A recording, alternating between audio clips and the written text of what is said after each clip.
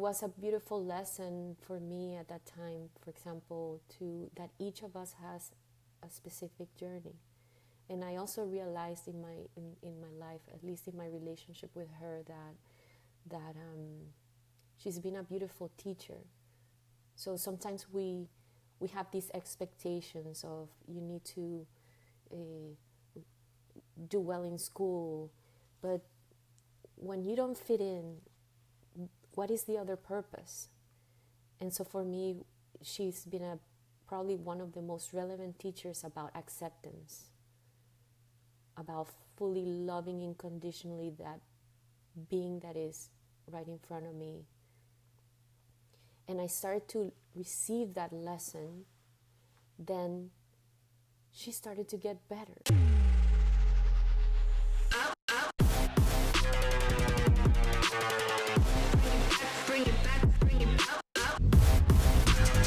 Welcome to The Ownership Game with Gary Montalvo. What would it take to get into the driver's seat of your life and leave your mark? The Ownership Game starts now. Welcome back to The Ownership Game after our 2-week break. We hope that you guys didn't miss us too much. But I'm going to try to make it up to you with another great episode this week. Today's guest is Giselle Marzo Segura. Giselle is a spiritual guide, a transformational coach, and a medicine woman. She's also the co-founder of Tierra Amor in Homestead, Florida.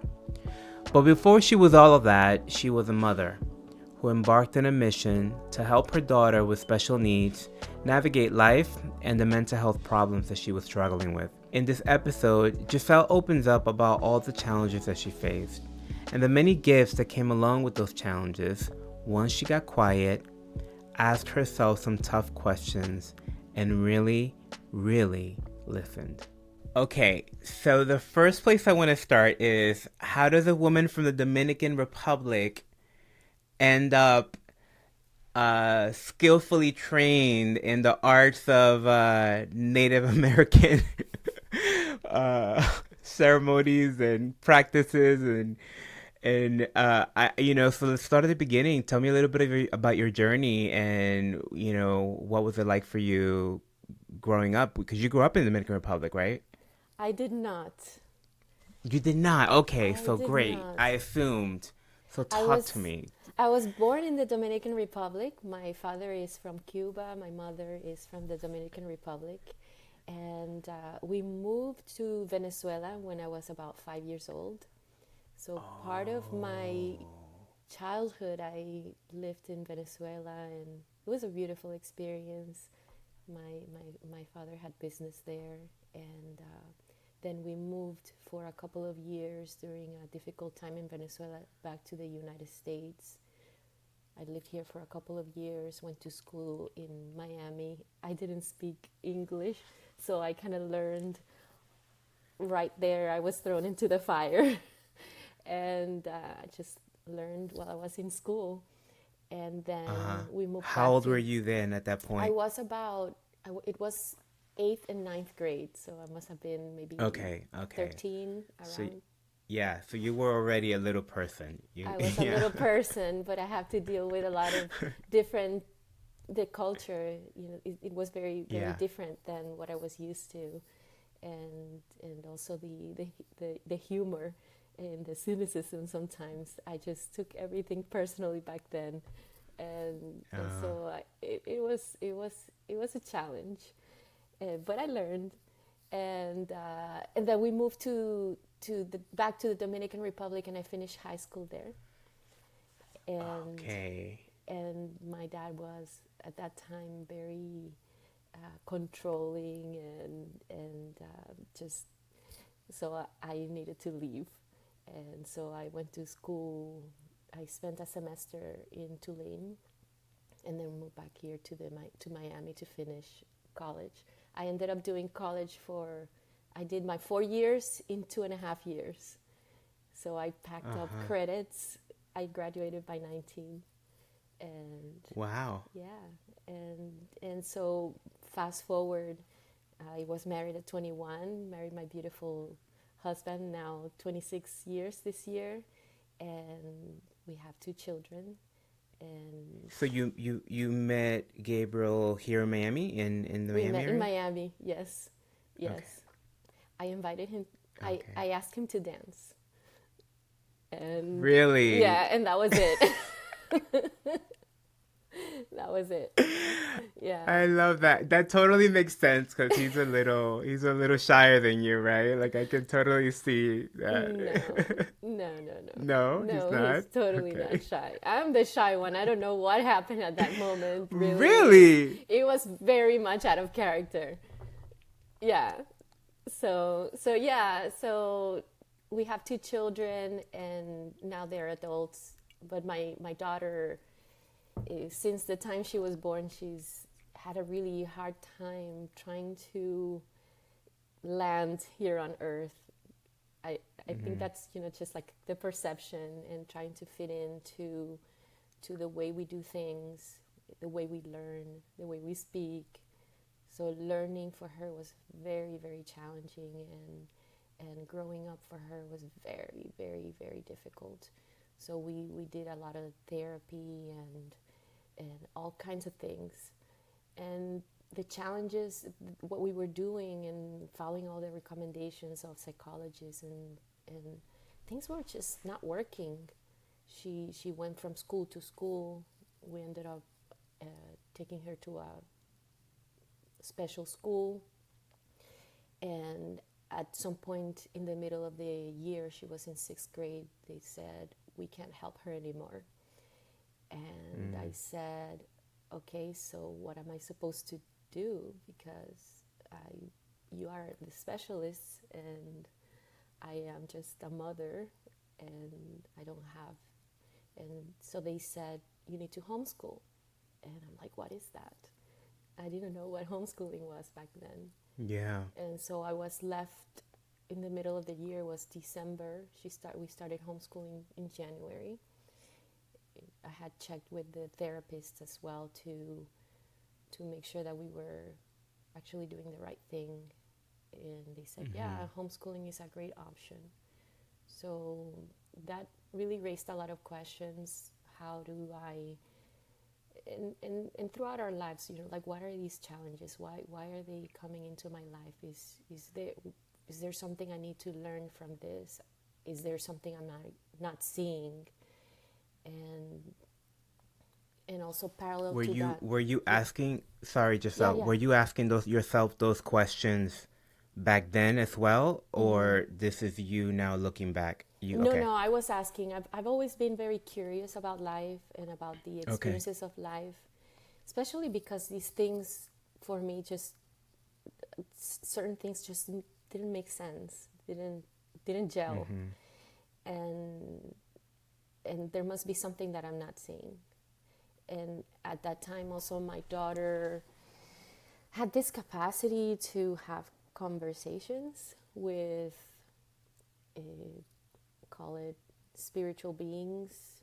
I couldn't see them, and if you take someone to a psychiatrist, for example, they may say, "Oh, this is schizophrenia or whatever." So I had like this.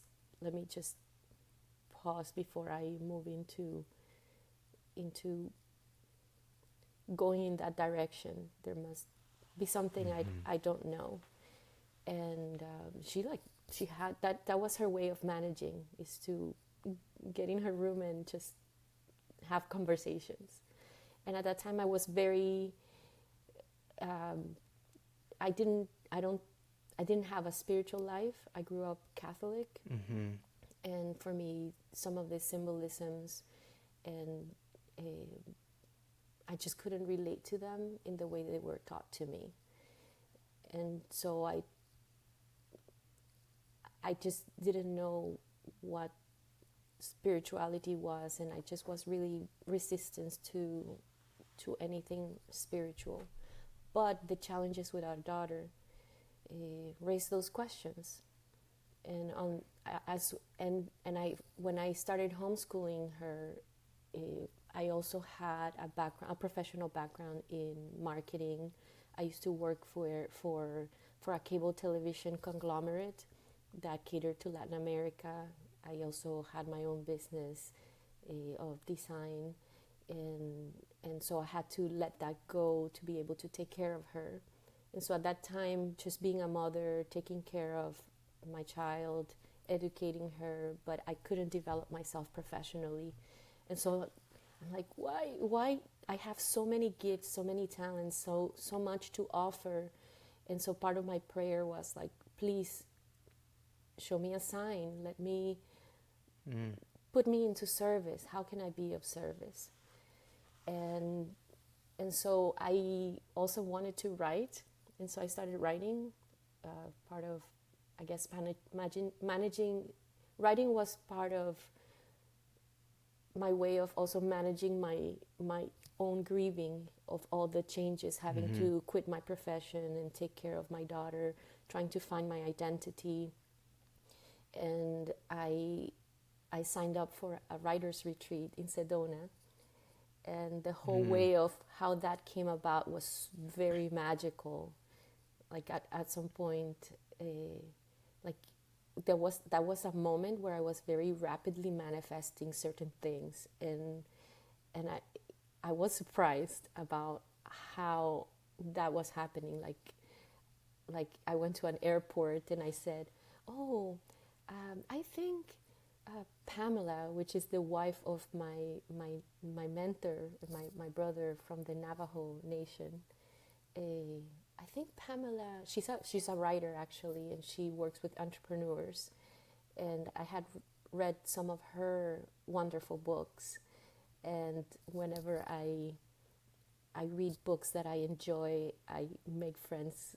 I friend them on Facebook or look for them on Instagram, and I follow them. And she posts a lot of things about her family, and so I knew that she was married to a indigenous medicine man from the Diné in Arizona. And so at one point we went on a vacation, and at the airport in Phoenix, we're with our family, and I said, I think Pamela lives here in Phoenix, and it would be so wonderful if we ran into each other here at the airport. And literally, like 5 seconds, like I Come just on. no, like I turn around, and she's there. Come on. She's there. It was like spectacular, and I'm like, Wow. okay. So then after that, we went up to Utah, and in Utah, I took a road trip with my daughter to Arches National Park. We drove for like 4 hours and seeing all these rolling hills in Utah. And since I'm homeschooling, I'm telling her and making up these stories. You know, back then the indigenous people used to live in these plains, and the buffalo used to roam around freely, and I'm just telling her all these stories. This is you, like, instinct. Instinct is just guiding you, and you're just, like, sort of sharing whatever's coming out for you. Like, Yeah. And okay. and then I said, it would be so great if Pamela organized a retreat for writers.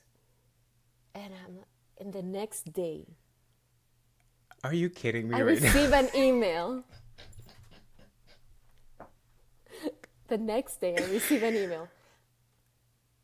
Writers Retreat with Pamela Slim and Betsy Rappaport in Sedona. And Wow. I'm like, okay. And at that time, the price for the retreat was a little bit more than I could afford, but I asked for it. Yeah. So I have to sign up. So I signed up.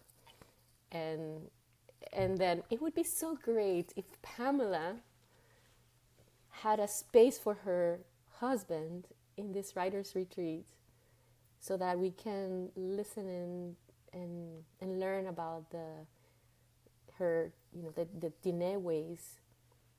And months later, You before had a curiosity about that. You I wanted, it had, was calling you. but it was just a curiosity. I just Yeah. want to learn. I love to learn. I love to learn about cultures, different cultures. And when the agenda came out, she had that space for him. So, so when we met uh, at the retreat, the moment we met and I shook his hand, it it was this instant connection, a recognition of an Wow. ancient being or ancient soul that I knew before. I have had never experienced that. It was very profound, and that retreat weekend became a spontaneous ceremony for me. I came to him when he shared about the different philosophies. He was answering my questions, and I'm like, what is going on? And so I went to him and I explained about my daughter and this and that, and the answer ended up being that I ended up being in a spontaneous ceremony that I didn't even know.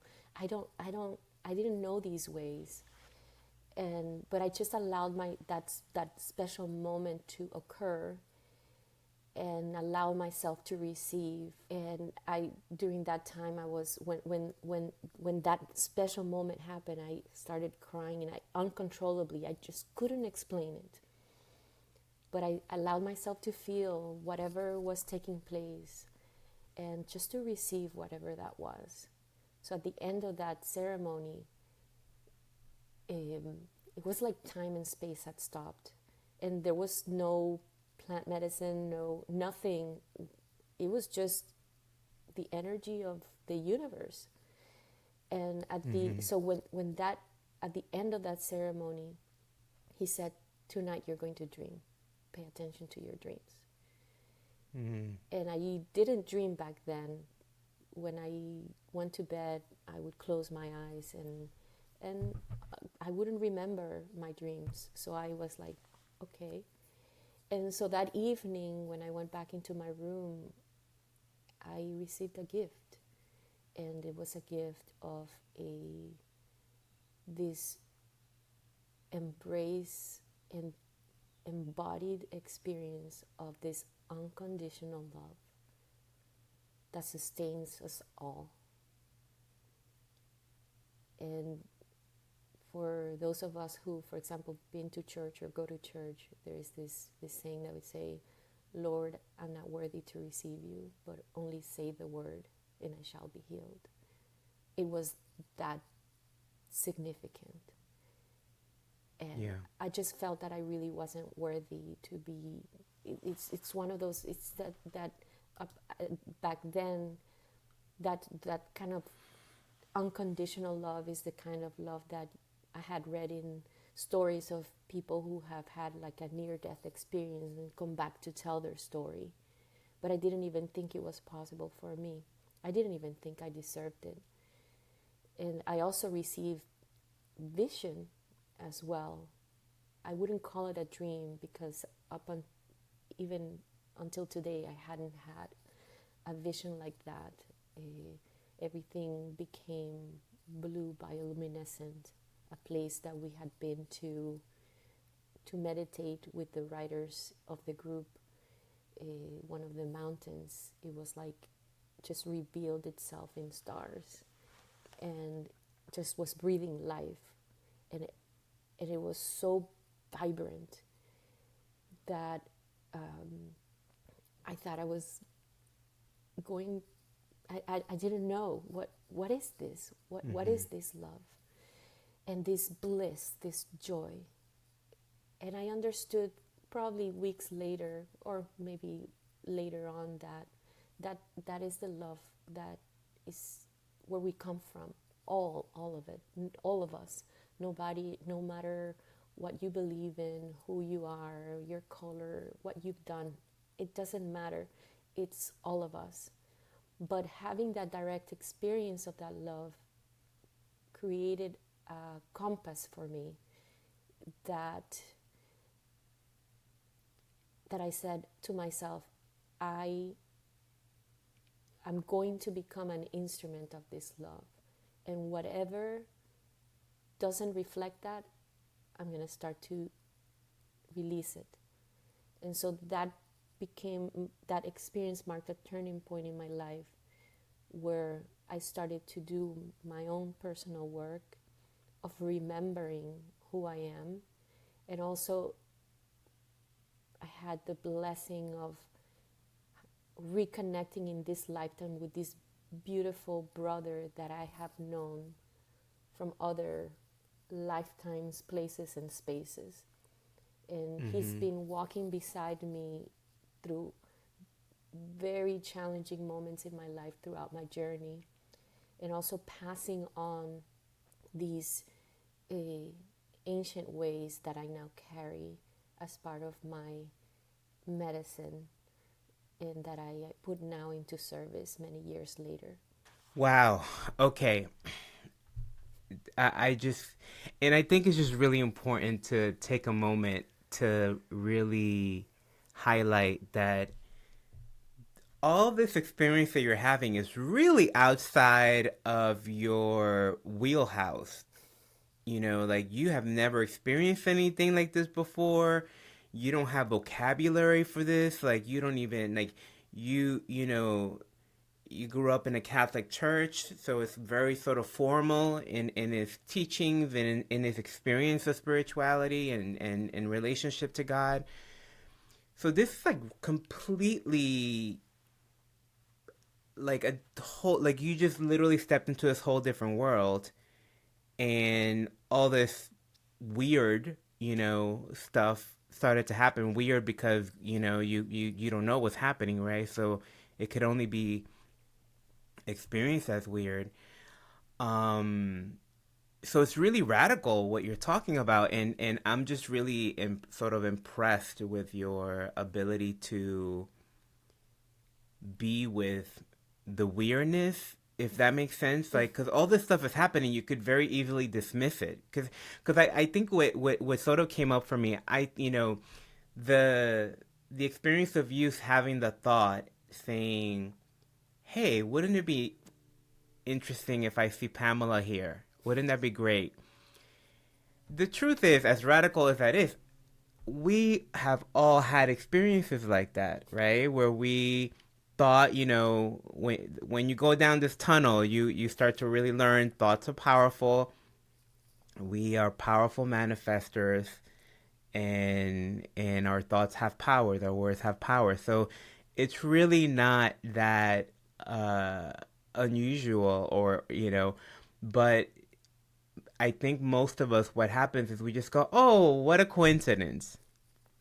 That's You know, correct. we just brush it off as no big deal. Like, oh my goodness, what a coincidence. Whereas, like, well, is it? Right? Is it really a coincidence? Yeah, that's why it's very uh, important to pay attention to what we're asking, because yeah, it's not just the magical or the mystical, but it's everything. So it's about, in a way, and that I learned over the years is to really listen. yeah, We talk about listening to each other, but I don't think we talk that much about listening to ourselves, listening to what is our yeah, prayer, paying yeah, attention to what we're yeah, asking. yeah, yeah. And, you know, I find myself speaking about this a lot lately, and it's just, I don't even know where this came from. It was just like a download, but I keep saying that our our nervous system is under attack these days. You know, our attention is under attack. Like, we never in the history of humanity have we ever been so stimulated. Mm. And all these devices are constantly trying to get our attention, and we just don't have a lot of space for quiet anymore. Hmm. And you know, I even myself, I've been sort of reflecting on this because in my own process, in my own journaling, just realizing that there's always background noise, there's always music, there's always a TV, there is always a computer, some kind of screen in front of me, right? And so I've been actively working at creating more silence so that I can be with the prayers and actually listen in. But I think it's a skill that we're going to have to develop now intentionally, because we live in this society where we just have all these devices, and you know, we have addiction to these devices, right? Like, they're just always in front of us. um so what I just think, like, what a I'm just so good. I think what I'm trying to just say is, like, the allowing that you allowed yourself to have this experience, because I can see very easily how you would have suppressed it or brushed it off, or, you know, oh my God, what a weird dream, and just moved on, right? But you really allowed yourself to have this experience and sat with it and reflect it, and uh, listen to the calling. And listeners, if you're listening, I think you're getting callings all the time, but we just don't listen.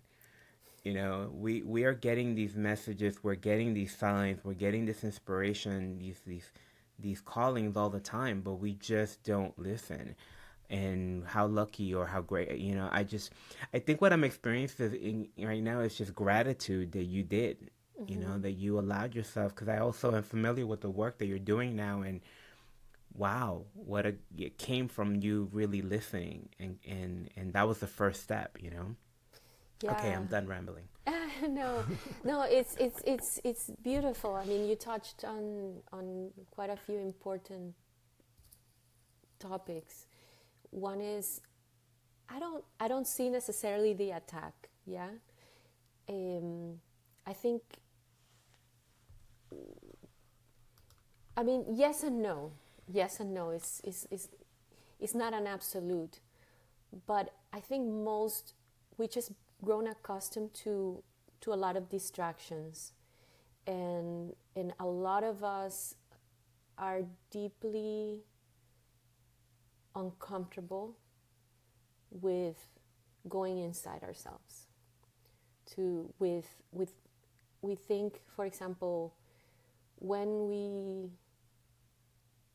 take a trip or a vacation to a beautiful place, and we marvel at the beauty of the mountains or the rivers, or whatever it is, we have this capacity to be in awe and create that openness. But when it comes to ourselves, getting to know who we are, creating those questions, who am I really? Sometimes we are not willing to go there, because when going inside required, or the invitation is to really evaluate, for example, our belief systems, our attachments, uh, to see ourselves, how closed or open I am. And so, but our who we are is such a miracle. This life, this mystery, what is it that is breathing through me and as me? What is this? How do I function in this? So sometimes we have to get uncomfortable. So, for example, in that moment when I met Daryl, and when that ceremony was occurring, like, my belief systems could have said, no, I don't want to experience this. But there was a degree of openness to say, okay, this is taking place in my life. How do I welcome it and say yes to this moment? And so we don't grow up also with certain capacities. We're not taught about what it means to be human. A lot of us want to feel the positive emotions, and then we just reject anything that doesn't feel good and makes us feel uncomfortable. And so I think in a way we are moving into a direction, or the invitation of this time is to become present, is to listen, to open to this universe of possibility, to question, to ask questions. And then that's how we can start to really experience what this gift of this life is. Beautiful. Okay, so you have this awakening. You meet your brother who becomes your mentor. So talk to me a little bit about what happened next. Do you just go right into like training, like what, or did it take some time? Like how did that develop? There is no such thing as training, like going into a certificate program and getting into a program and signing up and getting a certificate for it. That was my coaching world. Like the check. Right. More certificates, please. Yeah.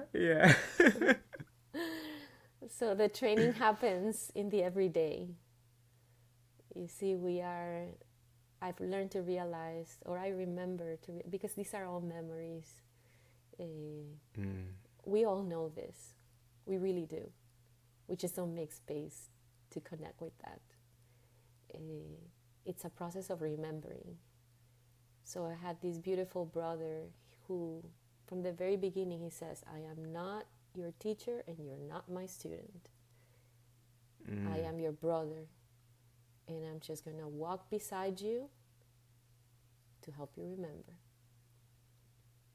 And that's what it's been. So life after that started to put all these different challenges, and I had to, and those challenges were important moments that became a catalyst for that movement into a direction that is in alignment with who I am and why I am here on earth.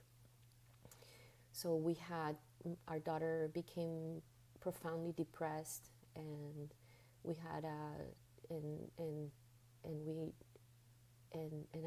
attempt of suicide, and so that was a very loud call. I had done back then everything I could as a mother. She had every single option, every possibility, all the support, just a beautiful life, loving parents, and I'm like, I don't know why this soul wants to leave. And I had to sit in one of those moments of grief and first connect with my emotions, to allow them to flow, allow myself to cry, and to get to know what each emotion was, whether is this sadness, is this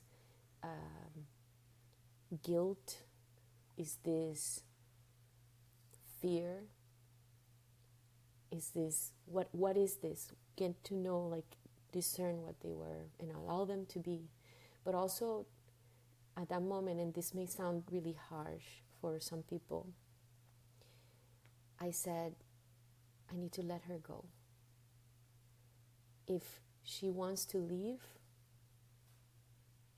that's her choice. I set you free. And what happened after that was a complete shift. Then things started to flow again, and she started to get better. It's the strangest thing, just doesn't make sense. But it's the strangest thing. I'm like, so it was a beautiful lesson for me at that time, for example, to that each of us has a specific journey. And I also realized in my life, at least in my relationship with her, that she's been a beautiful teacher. So sometimes we have these expectations of you need to do well in school, but when you don't fit in, what is the other purpose? And so for me, she's been probably one of the most relevant teachers about acceptance, about fully loving unconditionally that being that is right in front of me. And I started to receive that lesson, then she started to get better. She also taught me about understanding the lenses through which I see life. I had seen her for such a long time as a broken person based on like something that needs to be fixed based on all these evaluations and all these medical recommendations. And I spent so much time trying to fix her. At one point I just said, no, these lenses were missing something. How do I see the beauty in this person? Beyond the labels, how do I see beyond the labels? And so that was profound. Wow. And then later on, we had the loss of work, and 3 years ago, for example, I had a diagnosis with cancer, stage 4 cancer, and I understood there's no stage 5, and so that was also one of those things like, why is this coming into my life? But when I stopped asking the why and I started to ask the what for, then I started to receive the answers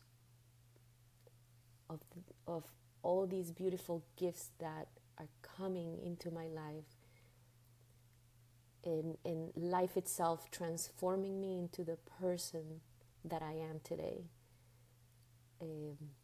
So, yeah. Wow. Okay. So, first of all, I think we need to just check in. How is your health and how are you doing?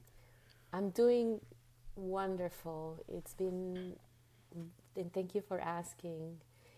I've been able to, my process of healing has been very beautiful. And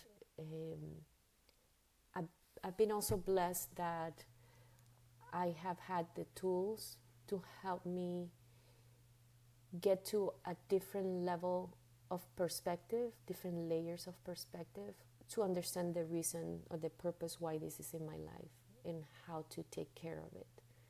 And one of those tools is working with living sacraments or plant sacraments. And they have helped me understand the mystery, like in in what is the path, and how to be true to myself so I can truly listen, tune the noise. We were talking about the noise and the distractions. Mm-hmm. So tune the noise down to really listen to myself and to walk my path. And also to be of service. So they've also, part of the instructions of these sacred plant teachers has been to be of service. One very clear message that I received was, the way you're going to heal is by being of service to others.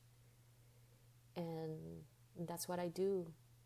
And so my process of healing has been really beautiful. Almost the cancer in my bones has practically disappeared, and I'm still healing,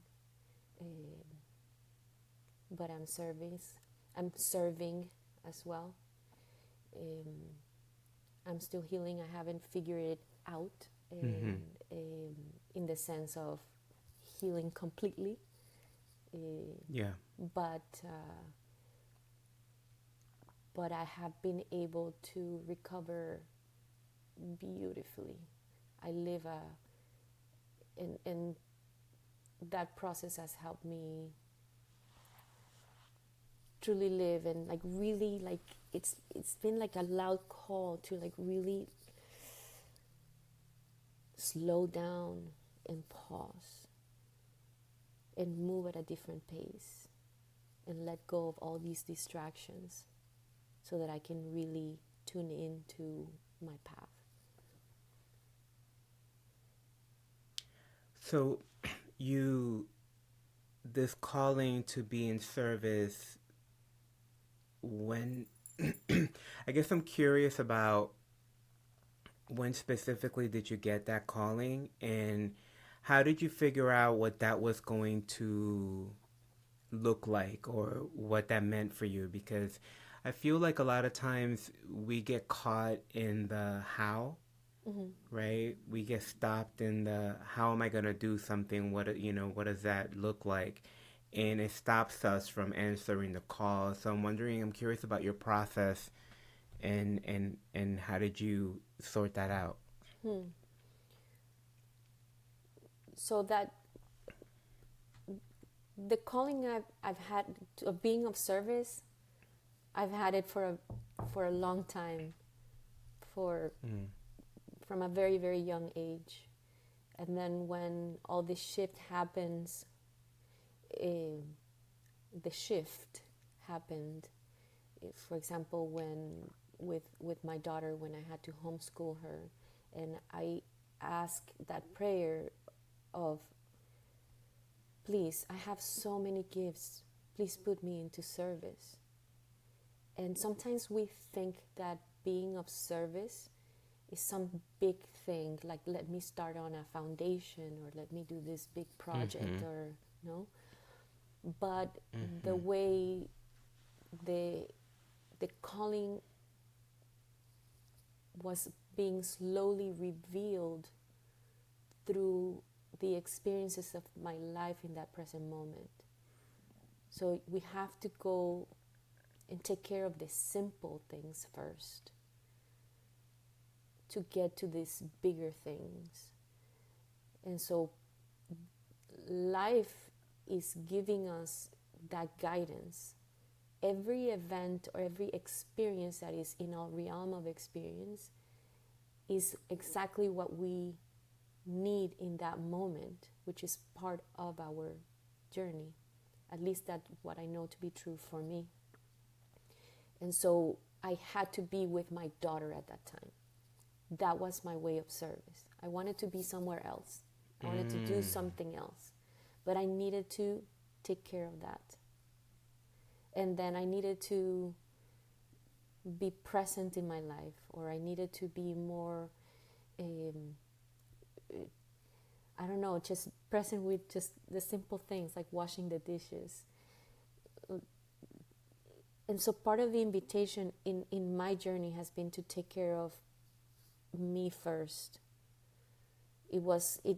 The calling starts to reveal itself when we start to make space within ourselves, and then we take action and we integrate, and then we expand that way of being into the family circle.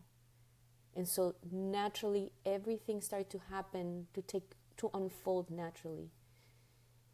I was asked to be of service with my dad, to hold space for him, to um,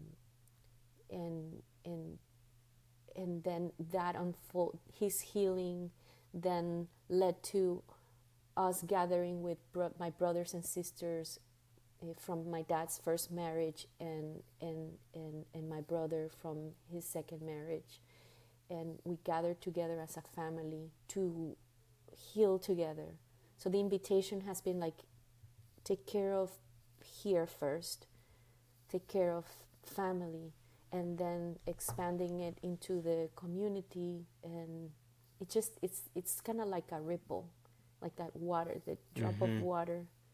It starts, everything begins and ends with me, and then as I take care of me, then there's this natural unfolding that takes place. And that's how it became for me So I had to be really present with this moment in every moment. That's so powerful. And then how did it turn into Tierra Amor? How did it turn to Tierra Amor? Um, Which is the church, sorry for the listeners, Tierra Amor is the church that you and your husband founded to support others in this journey mhm. of healing and discovering some of the gifts that you've been sharing Yeah. about. Um, so when I met Daryl, we started doing retreats in Sedona. Every year we would go to Sedona.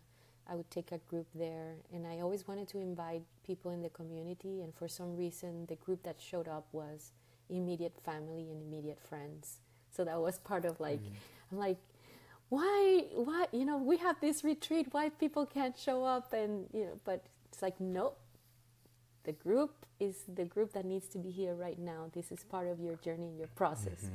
And over the years, as he passed along some of these beautiful tools that I now put into service, I dreamt of being able to have a space where I can gather people and we can create community and have and go back to the circle, listen to one another. So that has been a long time dream.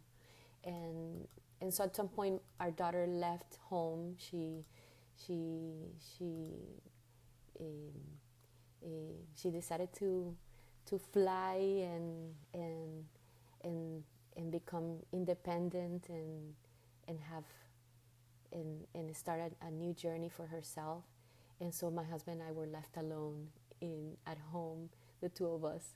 It's like, what do we do now? This So what do we dream?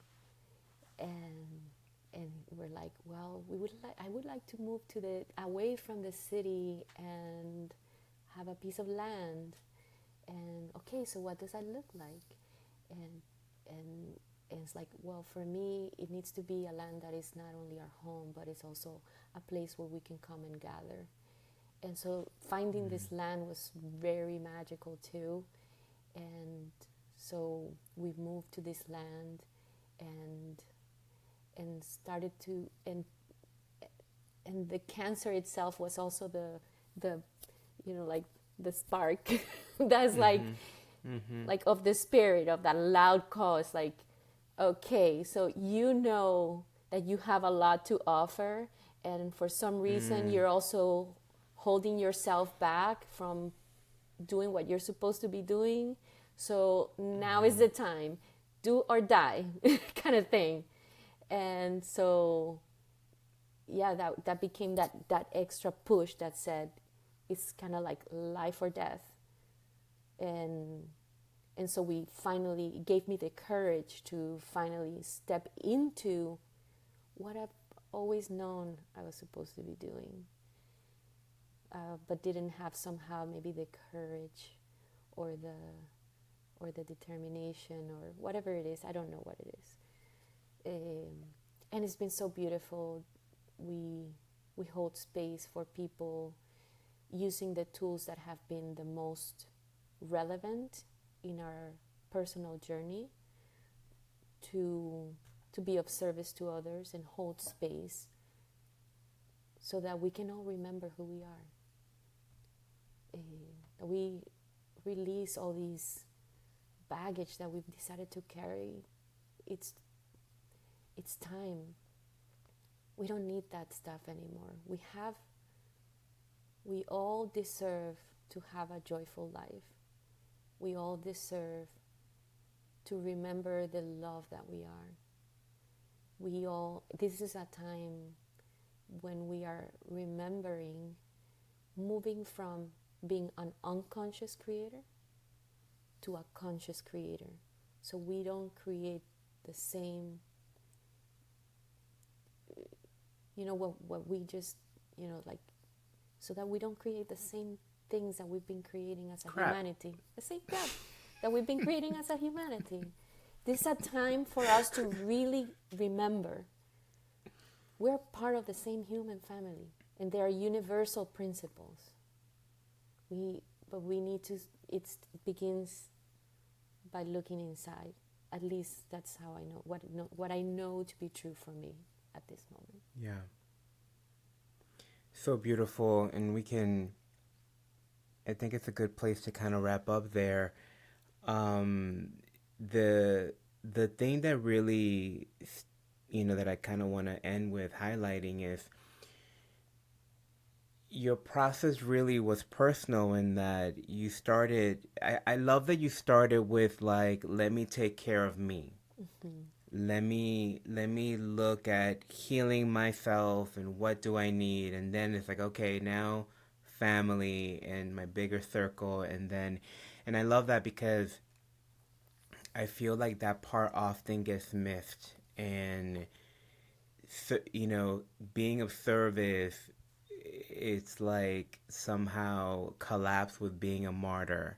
Mm-hmm. And the truth is, if you're not whole, if you're not complete in doing your work, it really does impact your ability to be in service, right? Like you can't give from an empty cup, to coin a famous phrase.